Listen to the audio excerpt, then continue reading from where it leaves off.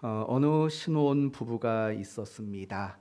아내가 어느 날 남편을 위해서 요리를 했습니다. 그 요리는 생선구이입니다. 아내가 요리하는 모습을 남편이 지그시 보다가 뭔가 좀 이상한 게 보였습니다. 뭐냐면 생선을 구워 주려고 생선을 다듬는데 너무 지나치게 머리와 꼬리 쪽을 많이 자르는 겁니다. 그냥 뭐 안 먹는 머리 자르고 꼬리만 자르면 되는데 이게 너무 많이 잘라내는 걸 보는 겁니다. 그래서 아내에게 그렇게 말합니다. 여보, 왜 이렇게 생선을 앞뒤를 많이 잘라? 라고 물었다는 거예요. 그랬더니 그 아내가 뭐라고 말하냐면 글쎄 우리 엄마가 그렇게 자르시던데 라고 말을 하다라는 겁니다. 그래서 며칠 후 시댁에 갔답니다. 처가댁에 갔답니다. 가서 장모님한테 물어봤답니다. 장모님, 생선을 구울 때 앞뒤를 왜 그렇게 많이 자르세요? 라고 물었답니다. 그랬더니 그 장모가 이렇게 말을 했답니다. 글쎄, 나도 모르겠네. 우리 엄마가 그랬다라는 겁니다.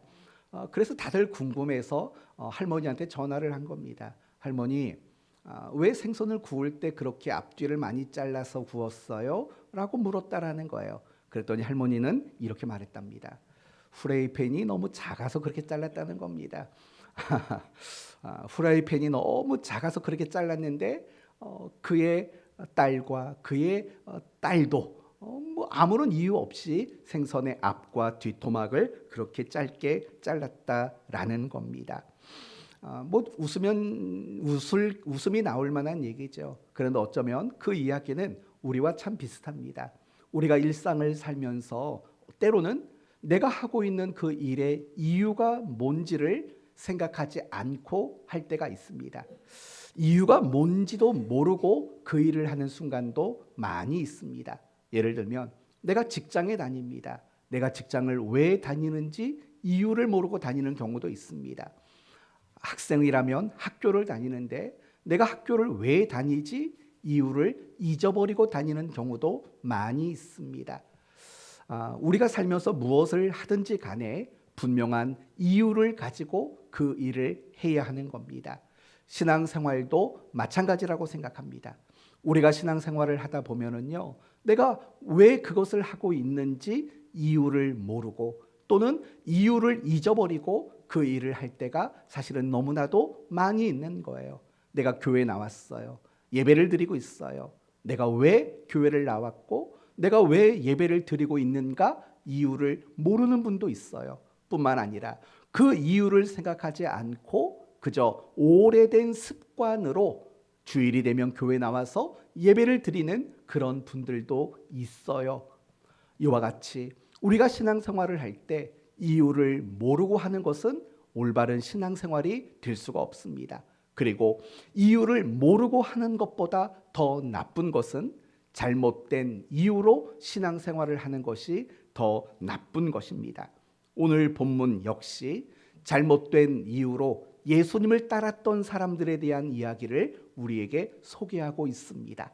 그들이 도대체 어떤 이유를 가지고 예수님을 따랐길래 잘못된 이유라고 말하는지 확인하시고 더 나아가서 그렇다면 우리가 예수를 믿고 우리가 신앙생활을 하는 이 올바른 이유는 과연 무엇인가를 점검하는 그런 시간을 가졌으면 좋겠습니다.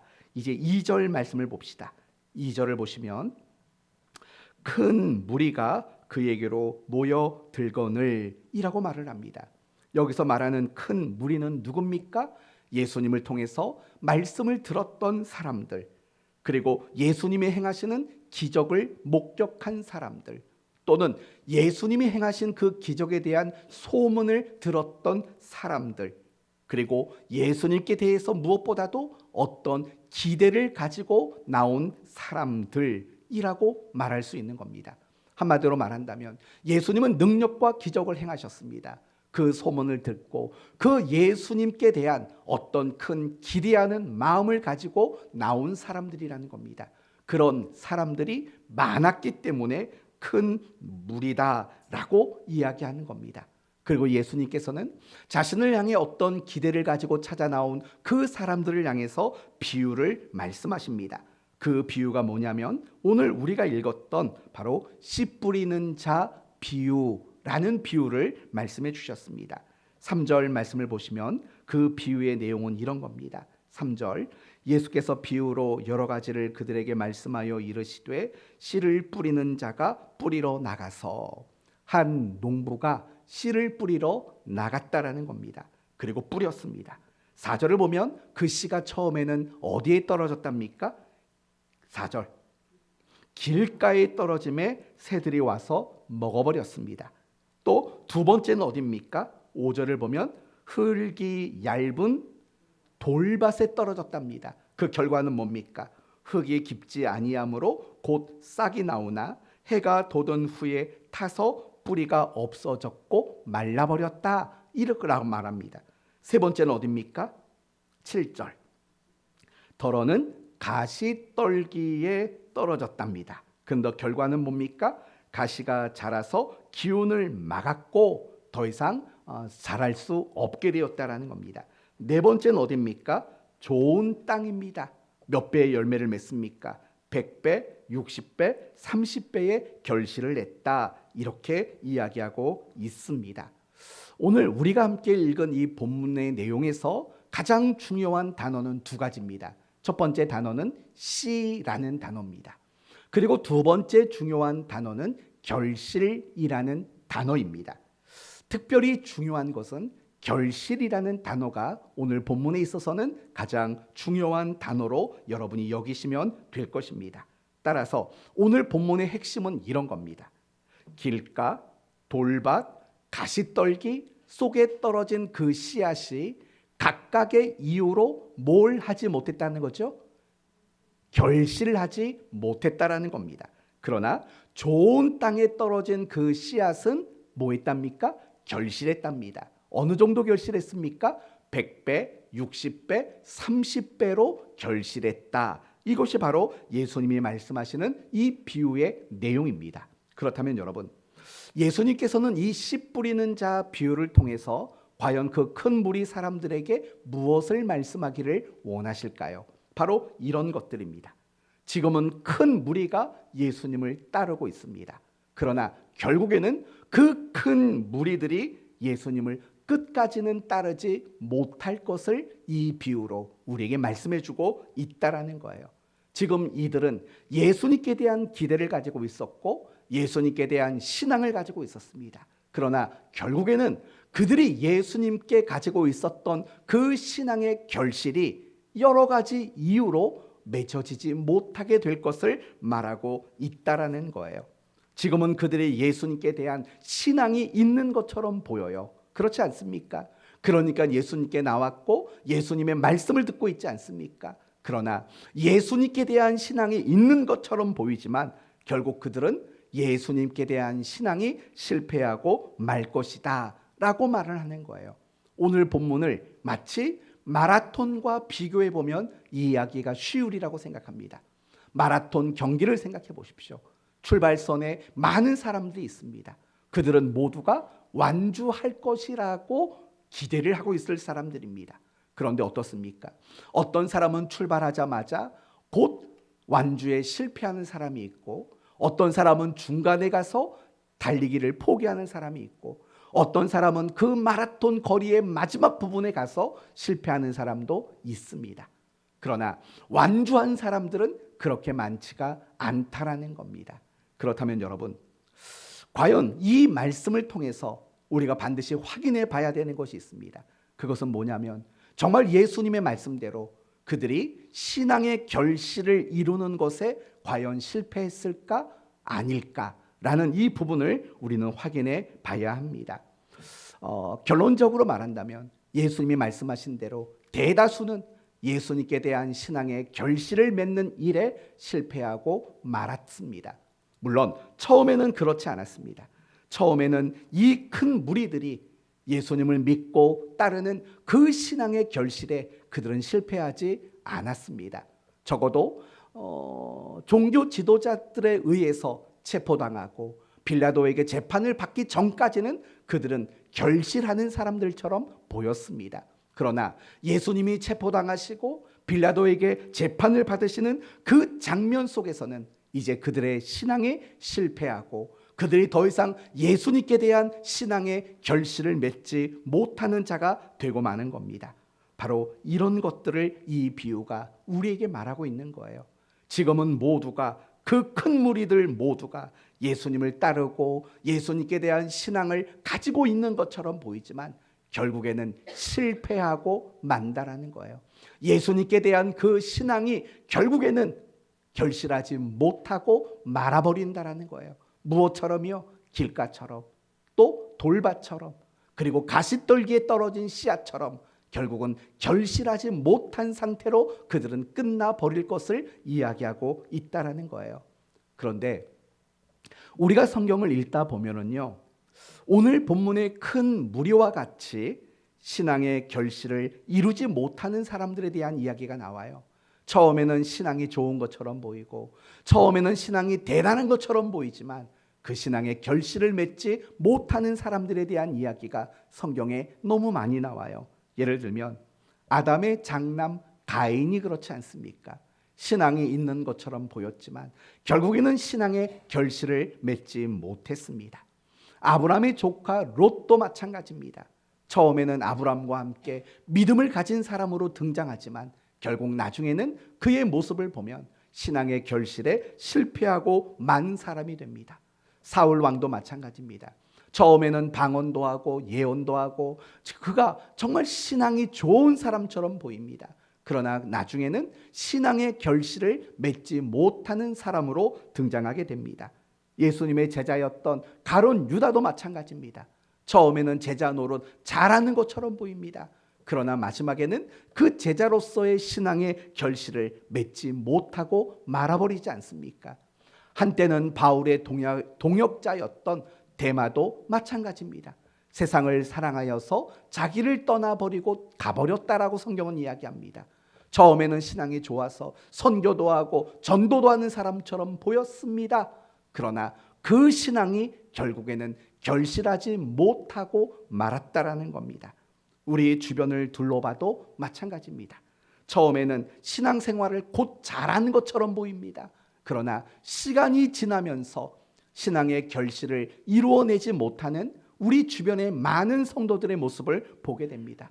심지어는 그렇게 교회를 열심히 다니고 신앙생활을 열심히 하는 것처럼 보이지만 나중에는 교회를 떠나버리고 신앙에서 벗어나 버리는 그런 분들도 적지 않습니다. 제가 예전에 여러분에게 드린 말씀이 있습니다. 제가 아는 어떤 목사님의 사모님이 목사님과 이혼을 했습니다. 그리고 그 목사님의 사모님이 불교로 개종을 했다는 이야기 여러분에게 말씀드린 적이 있지 않습니까? 그런 모습들이 우리 주변에는 너무 많다는 거예요. 내가 처음에는 정말 신앙을 가진 것처럼 보이지만 시간이 지날수록 아무런 결실을 하지 못하고 새가 와서 씨앗을 빼앗아 먹고 돌밭에서 말라버리고 가시떨기의 기운에 막혀 아무것도 하지 못하는 그런 그리스도인의 모습으로 변질되어 가는 그런 모습들이 사실은 너무나도 많이 있다라는 거예요. 때로는 우리의 모습도 마찬가지 아닐까요? 우리도 신앙이라는 걸 가지고 있어요. 마음의 결심과 결단이라는 것도 갖고 있어요. 내가 하나님의 뜻대로 살아야지. 내가 예배 생활 열심히 해야지. 또는 내가 열심히 묵상하고 내가 열심히 기도해야지. 내가 열심히 봉사하고 내가 열심히 섬겨야지. 다양한 결심과 마음의 다짐을 품을 때가 있다고요. 이런 다짐과 결심 안 품어본 사람이 없지 않습니까? 그렇죠? 여러분 세례 받으신 분들이라면 다 이런 다짐과 이런 서약을 여러분 다 했다고요. 그런데 어떻습니까? 막상 내 삶을 뒤돌아보면 내가 결심한 대로 그 신앙의 결실을 맺지 못하는 일들이 사실은 얼마나 많은지 몰라요. 내가 용서해야지 라고 마음에 결심을 했지만 그 결심에 대한 결실을 맺지 못할 때가 얼마나 많은지 몰라요. 내가 순종해야지, 내가 열심을 해야지 라고 결심은 하지만 우리가 그 일에 대해서 결실을 맺지 못하고 말 때가 얼마나 많은지 몰라요. 정말 여러분은 신앙생활을 하면서 어떤 결심과 결단을 한 것을 가지고 30배, 60배, 100배의 결실을 맺을 때가 있습니까? 물론 그럴 때도 있죠. 그러나 어떤 면에서 우리의 모습을 뒤돌아보면 우리는 지금 결심했지만 곧장 그 결심을 빼앗겨 버리는 길가와 같을 때가 많아요. 내가 지금 결심을 했어요. 그래서 한 주, 두 주는 열심히 하지만 금방 그 사그라 버리는 돌밭과 같을 때가 많아요. 우리가 정말 열심을 내겠다고 마음은 먹지만 여러 가지 제약으로 인해서 가시떨기처럼 되어버릴 때도 많이 있다라는 거예요. 정말 우리가 신앙생활을 하다 보면 정말 결실을 맺는 자리까지 나가지 못하고 길가가 되고 돌밭이 되고 가시떨기가 되어버리는 그런 순간들이 사실은 얼마나 많은지 몰라요. 쉽게 시험에 들고 쉽게 주저앉고 낙심하고 절망하고 신앙의 침체기에 빠져서 허덕이고 있는 그런 우리의 모습을 발견할 때가 너무나도 많이 있다라는 거예요. 사랑하는 성도 여러분, 저는 여러분 모두가 여러분의 삶 속에서 신앙의 결실이 맺어지게 되는 일들이 많이 일어나게 되기를 바랍니다. 그렇다면 결국 오늘 본문의 메시지는 간단합니다. 지금 예수님 앞에 정말 큰 무리가 나와 있지만 그들 가운데 예수님께 대한 신앙의 결실을 맺는 사람은 많지가 않다라는 거예요. 어떤 면에서는 대다수가 신앙의 결실을 맺지 못하고 말 것이라고 예수님은 이 네 종류의 밭의 이야기를 통해서 지금 말씀하고 있다라는 거예요. 그러면 이제 우리가 궁금증을 가지고 생각해 봐야 되는 게 있어요. 그건 뭐냐면, 그렇다면 왜 대다수는 예수님께 대한 신앙의 결실을 맺지 못했을까를 생각해 봐야 돼요. 그리고 우리도 마찬가지예요. 내가 신앙의 결심을 많이 하지만 왜 신앙의 결실을 맺는 자리까지 내가 나가지 못하는 이유는 과연 무엇일까라는 부분을 우리는 생각해 봐야 되는 거예요. 이 부분을 여러분이 이해하기 위해서는요, 오늘 본문과 연결되어 있는 18절 이하의 말씀을 여러분이 좀 생각해 보셔야 돼요. 18절 말씀을 보시면은요, 그런즉 씨 뿌리는 비유를 들으라 라고 말을 해요. 무슨 말이냐면 지금 예수님이 말씀하신 그 네 종류의 씨 뿌리는 것에 대한 해설을 이야기하고 있다는 거예요. 그러면서 무엇을 말하고 있는지 한번 생각해 보십시오. 오늘 본문을 보면 결실하지 못한 게 길가와 돌밭과 가시떨기지 않습니까? 이 중에서 두 가지로 여러분에게 설명을 할 거예요. 돌밭과 가시떨기만 가지고 얘기를 할 거예요. 왜냐하면 길가는 애당초 시작도 못했지 않습니까? 싹이나 뿌리가 나지도 않았으니까 그건 제외하고 나머지 돌밭과 가시떨기에 해당되는 부분만 가지고 한번 생각해 보도록 합시다. 20절, 여러분, 돌밭에 뿌려졌다는 것을 뭐라고 말합니까? 말씀을 듣고 즉시 기쁨으로 받았답니다. 여기까지는 꽤 괜찮죠? 그런데 21절을 보니까 그 속에 뿌리가 없어 잠시 견디다가 말씀으로 말미암아, 그 다음이 나오는 단어가 중요해요. 무슨 단어가 나와요? 환난이나 박해라는 단어가 나와요. 그러면 돌밭에 뿌려졌다라는 그 비유에 해당되는 사람들의 특징은 뭐냐? 환난과 박해가 있어서 결실을 못했다라는 뜻인 거예요. 그렇죠? 하나님의 말씀을 듣고 그 말씀이 너무 좋아요. 그 말씀대로 살아보려고 생각도 해요. 그런데 말씀대로 살다 보니까 환난과 박해가 생겨났어요. 그래서 더 이상 말씀대로 살지 못했대요. 결국 이 돌밭에 해당되는 사람이 결실하지 못했던 이유는 환난과 박해 때문이에요. 그러면 22절을 보시면 이번에는 가시떨기에 해당되는 이야기가 나와요. 가시떨기에 뿌려졌다는 것은 말씀을 들으나 세상의 염려와 재물의 유혹에 말씀이 막혀 결실하지 못했대요. 여러분, 이 가시떨기도 마찬가지예요. 말씀을 들었어요. 그리고 그 말씀 때문에 기뻤고 그 말씀 때문에 살아보려고 노력을 했다라는 거예요. 그러나 무엇 때문에 못했다고요? 세상의 염려, 재물의 유혹, 이것 때문에 말씀이 막혀 결실을 못했대요. 그러니 이 부분도 여러분이 기억하셔야 돼요. 가시떨기에 해당되는 사람들의 특징, 염려와 재물, 욕심, 유혹, 이런 것들 때문에 결실하지 못했다, 이렇게 말하고 있는 거예요. 그렇다면 여러분, 돌밭과 가시떨기에 해당되는 사람들은 이유가 뭐였습니까? 바로 이런 거죠. 환난, 박해, 그리고 또 세상의 염려와 재물의 유혹, 이런 것들 때문에 결실하지 못했다, 이렇게 이야기를 하고 있다라는 거예요. 그렇다면 여러분, 그 뜻은 뭘까요? 환난과 박해 때문에, 염려와 재물에 대한 유혹 때문에 결실하지 못했다라는 뜻은 어떤 의미일까요? 그것은 그들이 기대하지 않았던 일들이라는 거예요. 환난, 박해를 당하는 거, 그들이 기대하지 않았던 일이라는 거예요. 뿐만 아니라 그들에게 어떤 염려거리가 생기고 또 물질에 대한 어떤 궁핍함이 생기는 거, 그건 그들이 기대했다는 게 아니라는 거예요. 더 정확히 말하면 그거예요. 자신들이 지금 예수님을 믿고 예수님을 따르고 있는데, 그러나 그들이 예수를 믿고 따르는 그 과정 속에서 환난이 생겨나는 거, 박해가 일어나는 거, 또는 어떤 염려거리가 생기는 거, 어떤 물질에 대한 위협이 생기는 거, 이런 것들은 그들이 전혀 기대했던 바가 아니라는 거예요. 그래서 그들은 예수님께 대한 그 신앙의 결실을 포기할 수밖에 없었다라는 거예요. 왜요? 그들이 기대했던 것은 사실은 다른 것들이기 때문에 그래요. 그러면 길가, 돌밭, 가시떨기, 여기에 해당되는 사람들이 예수를 믿고 예수를 따르면서 가졌던 기대는 뭘까요? 바로 정치적인 메시아를 기대했다라는 거예요. 무슨 말입니까? 권세와 능력을 가지고 로마로부터 압제해서 자유를 주시고 그 어떤 나라도 이제 침범할 수 없는, 공격할 수 없는 그런 강하고 풍족한 나라가 되게 해 주실 것에 대한 기대를 가졌다라는 거예요. 그런데 예수님이 당하신 일들이 뭡니까? 종교 지도자들에게 체포를 당하고 로마의 대표자인 빌라도에게 재판을 받고 있습니다.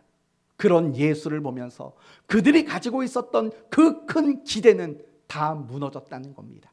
내가 기대했던 예수님의 모습은 그게 아니라는 겁니다.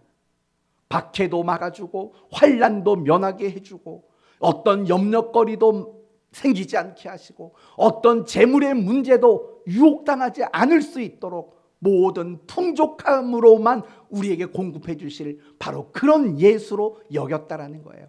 그런데 그런 기대가 허물어지기 시작하니까 결국 그들은 결실하지 못했다라는 거예요. 바로 이 부분이 중요한 거예요.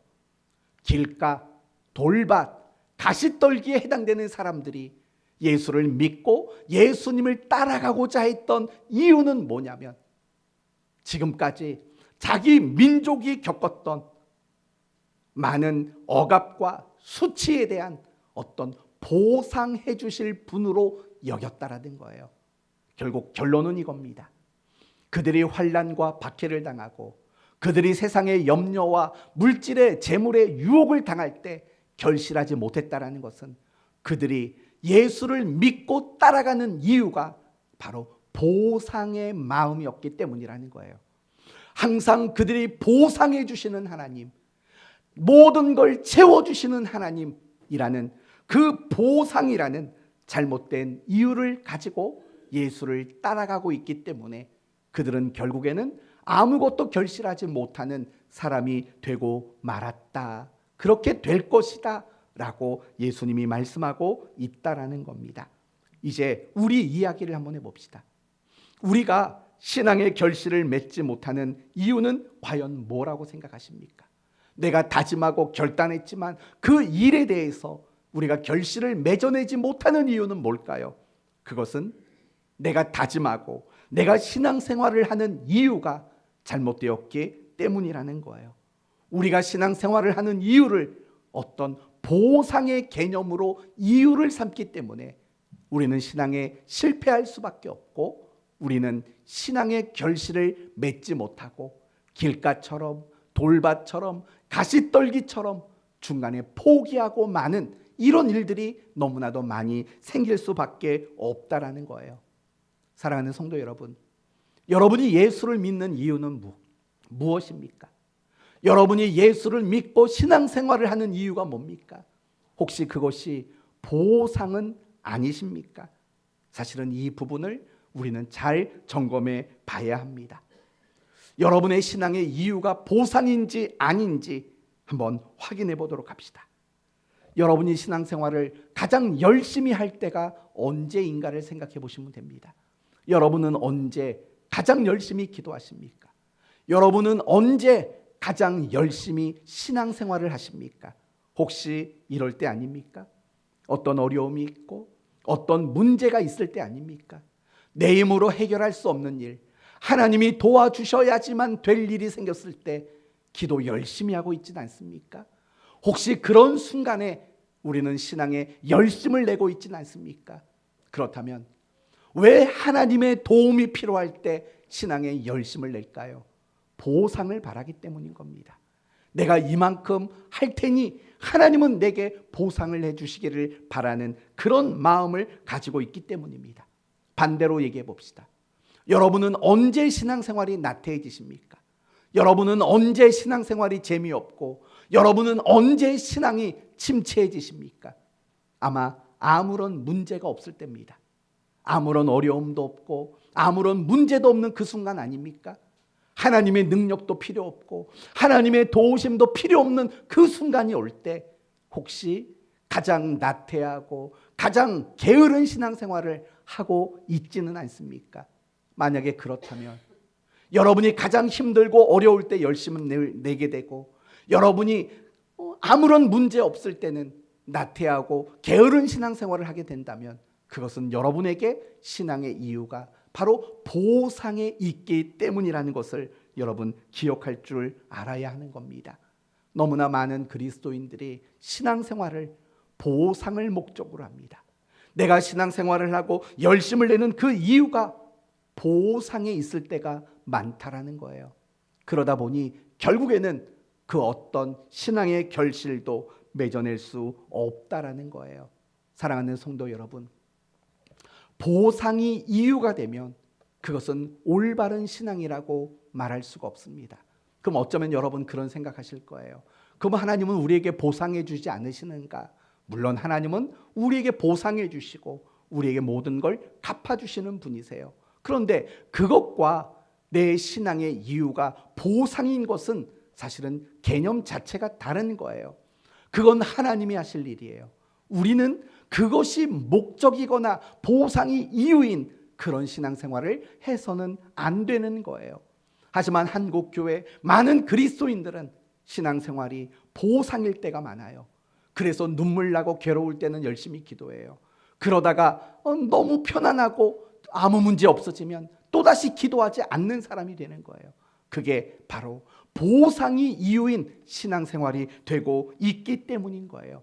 따라서 보상이 이유인 신앙생활은 올바른 신앙생활이라고 말할 수 없는 거예요. 그건 어쩌면 신앙의 투자일 뿐인 거예요. 더 심각하게 말한다면 보상이 이유인 신앙은 사실은 우상 숭배와 다르지 않아요. 여러분은 우상 숭배를 아시죠? 나무나 돌이나 어떤 재료를 가지고 어떤 모양을 만들고 거기에다가 어떤 능력을 부여하고 대접해 주는 게 우상 숭배예요. 그 본질은 뭡니까? 바로 보상이 목적인 것이 우상 숭배의 본질인 거예요. 내가 이만큼 대접을 해줬으니까 나에게 그것에 상응하는 어떤 보상을 돌려달라. 그게 바로 우상 숭배의 본질이고 핵심일 수밖에 없는 거예요. 마찬가지인 거예요. 우리가 하나님을 믿고 섬기는 그 일이 보상이 이유이고 목적이라면 미안하지만 우리의 신앙도 우상 숭배와 하등 다를 것이 없다는 것을 우리는 명심해야 된다는 거예요. 그럼에도 불구하고 하나님 우상 숭배하는 그런 일들이 사실은 우리에게 얼마나 많이 있는지 모릅니다. 보상이 목적인 신앙, 그 신앙은 아무것도 결실할 수 없게 된다는 사실을 우리는 잊지 말아야 돼요. 예수님을 그렇게 많은 사람들이 따랐잖아요. 그런데 그들이 예수님이 재판을 받는 그 자리에서 예수를 십자가에 못 박아라 못 박아라 외치는 성난 군중이 되었다라는 사실을 잊지 않습니까? 왜요? 보상이 불가능하다고 생각했기 때문이죠. 더 나아가서 보상해 줄 것처럼 해놓고 아무런 보상도 해주지 않으신 거에 대한 배신감 때문인 거죠. 그러니 유대 종교 지도자들이 너희들이 예수를 내어준다면 돈을 주겠다라는 그 말에 차라리 돈 몇 푼을 더 받는 게 낫다고 그들은 생각한 거죠. 그래서 예수를 바라바 대신에 십자가에 못 박으라고 외치는 그런 성난 군중으로 그들이 돌변하고 말았다라는 거예요. 사랑하는 성도 여러분, 우리의 신앙을 바로 이 부분에 있어서 잘 점검이 돼야 돼요. 나는 지금 보상이 이유인 신앙생활을 하고 있는 건 아닌가? 보상이 목적인 신앙의 열심을 발휘하고 있는 건 아닌가? 잘 생각해 보셔야 돼요. 그런 마음들을 여러분이 제거해내지 않는다면 우리도 아무리 열심을 가지고 신앙생활을 한다 해도 아무런 결실을 맺지 못하는 그 모습으로 끝날 수도 있기 때문인 거예요. 그렇다면 여러분, 우리가 신앙의 결실을 맺기 위해서 가장 필요한 것은 뭘까요? 다르게 말한다면 올바른 신앙의 목적이란 과연 무엇이라고 여러분 생각하십니까? 그건 바로 감사라고 성경은 우리에게 말씀하고 있다라는 거예요. 감사인 거예요. 내가 예수를 믿는 거, 내가 신앙생활을 열심히 하는 거, 내가 신앙의 결단과 다짐을 가지는 거, 이 모든 것들의 이유가 뭐냐? 감사하기 때문이라는 거예요. 하나님이 내게 베풀어 주신 은혜, 하나님이 나를 사랑하여 주신 그 크신 사랑, 그것에 대한 감사가 내 신앙의 원동력이 되어야 되는 거고 내 신앙의 이유가 되어야만 마땅하다라는 거예요. 출애굽기 20장을 보시면 10계명이 나오는 걸 여러분 잘 아실 거예요. 그런데 이 10계명의 말씀을 주시기 이전에 먼저 이런 말씀을 하셨어요. 출애굽기 20장 1절과 2절을 보시면 하나님이 이 모든 말씀으로 말씀하여 이르시되 나는 너를 애굽 땅 종 되었던 집에서 인도하여 낸 내 하나님 여호와다 라고 말을 해요. 10계명을 말씀하기 이전에 뭐라고 말하냐면 내가 너를 애굽에서 인도해 내었다라고 말을 하는 거예요. 무슨 말이에요? 이 10계명을 지켜야 되는 이유는 더 이상 복을 받기 위한 목적이 아니라는 거예요. 어떤 보상이 목적이 아니라는 거예요. 무엇이 목적이라는 겁니까? 감사가 목적이라는 거예요. 이걸 왜 지켜요? 애굽의 종되었던 그들을 애굽에서 인도해 내신 그 은혜와 사랑 때문에 이 계명을 지켜야 한다라고 말씀하고 있다라는 거예요.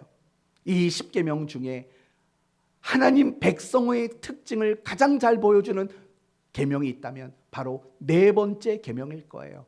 안식일을 기억하여 거룩하게 지키라는 바로 이 계명인 거예요. 그런데 이 안식일을 지켜야 하는 이유에 대해서 뭐라고 말하냐면 출애굽기 20장에서는 하나님이 천지를 창조하셨기 때문이다라고 말하고 신명기 5장에서는 하나님이 너희를 애굽에서 건져내셨기 때문이라고 말하는 거예요. 다 똑같은 거예요. 안식일을 지켜야 하는 이유는 뭐냐? 하나님이 우리를 가장 복되게 만들어 주셨고 하나님이 우리를 애굽에서 인도해 주셨기 때문이라는 그 감사가 이유라는 거예요. 안식일을 지키는 이유, 하나님께 대한 감사가 그 중심에 자리 잡고 있다라는 거예요. 우리가 하나님 앞에 11조를 드리는 이유는 뭡니까? 우리는 11조 하면 제일 먼저 어디를 생각하냐면 말라기서 3장을 생각한다고요. 말라기 3장에 뭐라고 나왔길래요? 하나님 앞에 온전한 11조를 드리면 뭐 어떻게 하신대요? 뭐 누르고 뭐 한대요? 뭐 흔들어요? 그래서요, 차고 뭐 넘치게 주겠대요. 우리는 11조에 대한 계명을 이야기하면 늘 말라기 3장을 생각해요. 하지만 11조에 대한 가장 첫 번째 기록이 어딘지 아세요? 창세기 14장이에요. 창세기 14장 말씀을 보시면 아브라함이 자신의 조카 롯이 포로로 끌려갔다라는 이야기를 들어요. 그래서 이 아브라함이 자신의 조카 롯을 구하기 위해서 전쟁을 치른다고요. 그리고 그 전쟁에서 이기게 돼요. 그리고 돌아오는 길에 누구를 만나냐면 멜기세덱이라는 사람을 만나게 돼요. 그리고 그 제사장, 하나님의 제사장이라고 소개되는 그 사람에게 전쟁에서 얻은 10분의 1의 전리품을 드리게 되는 거예요. 여러분, 11조는 명령도 아니고 어떤 정해진 규정도 아닌 거예요. 그 11조를 드리는 이유는 뭐냐? 하나님께 대한 내 마음에서 솟아나는 감사함 때문이라는 것을 이야기하고 있다라는 거예요. 모든 게 마찬가지인 거예요. 왜 묵상하세요? 왜 성경을 읽으세요? 감사하니까. 왜 하나님 앞에 나와 기도하세요? 왜 하나님께 예배하세요? 감사하니까. 왜 나가서 토요일마다 여러분은 전도하세요? 왜 교회에서 피곤하게 이런 일 저런 일을 감당하고 계세요? 감사하기 때문이라는 거예요. 우리의 신앙의 이유는 그 어떤 것도 없어요. 오직 한 가지밖에 없는 거예요. 바로 감사하는 마음. 그게 우리의 신앙의 유일한 이유이어야 한다라는 거예요. 그럴 때 우리는 뭐가 된다고요? 좋은 땅이 된다고요. 결국은 길가와 돌밭과 가시떨기는 뭐냐? 그들이 예수님을 아무리 열렬히 환호하고 따랐지만 그 이유가 잘못된 거예요. 그들의 이유는 뭐였다고요? 보상이라고요. 복 받는 거라고요. 그러나 좋은 땅이 100배, 60배, 30배의 결실을 맺는 이유가 뭐예요? 예수님을 믿고 따라가는 이유가 올바랐기 때문이에요. 그 이유가 뭐라고요? 감사였다고요. 우리의 신앙의 이유는 복 받는 게 아닌 거예요. 하나님의 능력을 끌어다가 내 문제를 해결해 내는 것이 우리 신앙의 이유가 될 수가 없는 거예요. 하나님 앞에 내가 나가는 오직 유일한 이유는 감사함 말고는 존재하지를 않는다고요. 그런데 우리는 이 싸움을 못하고 있는 거예요. 우리가 정말 신앙생활하면서 오직 감사만 이유가 되게 하는 이 일들이 우리에겐 아직도 온전하지를 못하는 거예요. 감사보다는 보상 쪽으로 늘 기울어져 있는 거죠. 그러다 보니까 힘들고 어려워서 하나님의 능력 좀 아쉬우면 그때는 열심히 뭔가를 하는 거죠. 그러다가 아무 문제 없고 편안해지면 또다시 나태하고 게으른 자의 자리로 돌아가는 거죠. 그러나 우리가 하나님께 대한 감사함이 이유가 된다면 우리는 비로소 한결같은 사람이 될 수 있게 되는 거예요. 그렇기 때문에요, 항상 여러분은 여러분의 자신을 점검해야 돼요. 나는 보상이 이유인가? 아니면 나는 감사가 이유인가? 항상 생각해 보셔야 돼요. 성경은 우리에게 그렇게 말해요. 시편 100편 4절, 감사함으로 그의 문에 들어가며 찬송함으로 그의 궁정에 들어가 그에게 감사하며 그의 이름을 송축할지어다라고 말하는 거예요. 감사함이 가장 우선이라는 거예요. 골로새서 2장은 이렇게 말해요. 그 안에 뿌리를 박으며 세움을 받아 교훈을 받은 대로 믿음에 굳게 서서 감사함을 넘치게 하라요. 감사가 넘치지 않으면 우리는 그 믿음에 굳게 서 있는 그 일들을 이루어내지 못해요. 길가처럼 돌밭처럼 가시떨기처럼 그 일을 하지 못한다고요. 우리는 11월 감사의 달을 지키고 있어요. 많은 대다수의 그리스도인들이 생각하는 감사가 뭔지 아세요? 그리스도인들이 노력해야 되는 어떤 항목, 어떤 신앙의 내용, 이 정도로 국한을 시킨다고요. 11월 달이니까 감사 좀 해야겠다. 아이고 그리스도인이니까 감사하며 살아야지 라고 우리가 해야 되는, 마치 성경도 봐야 되고 기도도 해야 되는 그런 것처럼 감사를 우리 그리스도인들이 해야 하는 어떤 항목 중 하나로 여길 때가 많다는 거예요. 그렇지 않아요. 감사는 우리가 해야 되는 항목이 아니라 감사는 우리의 신앙의 이유가 될 수밖에 없다라는 거예요. 그게 가장 올바른 신앙의 모습이라는 거예요. 스스로에게 물어야 하고 여러분 스스로는 점검해야 돼요. 내가 하나님을 믿고 내가 신앙생활을 하는, 내가 예배드리고 말씀 보고 봉사하고 사역하는 이 모든 것들이 보상인가 아니면 감사 때문인가 우리는 점검해 봐야 되는 거예요. 그 점검하는 가장 좋은 방법이 뭐냐? 기준이 뭐냐? 다른 게 아니라 기쁨이라는 거예요. 기쁨. 내가 정말 감사가 이유인 신앙생활을 하는 사람들에게는요, 사실은 기쁨이 넘쳐나게 돼요. 그런데 돌밭을 보세요. 여러분, 돌밭은 왜 결실을 못했어요? 메말라 버렸어요. 흙이 너무 얇으니까 메말라서 말라 타버렸어요. 근데 이유가 뭐라고요? 자신의 보상이에요. 보상. 그러면 그 돌밭과 같은 사람들에게는 과연 기쁨이 있겠냐고요. 가시떨기 같은 사람들은 어떤 사람이에요? 염려와 재물의 유혹이라고 말을 해요. 보상이에요. 과연 그들에게는 기쁨이 있겠습니까? 가시떨기 속의 새싹처럼 숨통이 조일 수밖에 없는 거 아니겠어요? 그러나 감사가 이유인 사람에게는 비로소 기쁨이라는 것이 있게 되는 거예요. 저는 신앙생활 할 때 우리 자신을 점검하는 좋은 기준들이 많이 있죠. 그런데 그 중에 하나가 저는 기쁨이라고 생각해요. 여러분의 신앙생활 속에서요, 정말 기쁨이 있다면 여러분 참 잘하고 있는 거예요. 그런데 내가 열심은 있지만 기쁨이 없다면 뭔가 조금 잘못되어 가고 있는 거예요. 여러분 예를 들어 볼게요. 바리새인, 서기관 생각해 보세요. 여러분이 이미 잘 알고 있듯이 그들에게는 신앙상, 종교상 엄청난 열심이 있었다는 거 알고 있지 않습니까? 그렇다면 그들의 모습들을 한번 상상해 보세요. 그들에게는 과연 기쁨이 있었을까? 한번 생각을 해보세요. 그건 보이지 않을 거예요. 열심은 보일 거예요. 그들의 열심을 냈던 어떤 것들은 보일 거예요. 그러나 그들에게는 기쁨이 보이지 않을 거예요. 그럼 반대로 바울, 바나바, 베드로 사도, 사도행전에 등장하는 그 하나님의 사람들의 모습을 보세요. 그들은 박해를 당했고 곤욕을 당했다고요. 그러나 그들의 모습 속에 보이시나요? 기쁨이? 기쁨이 보인다고요.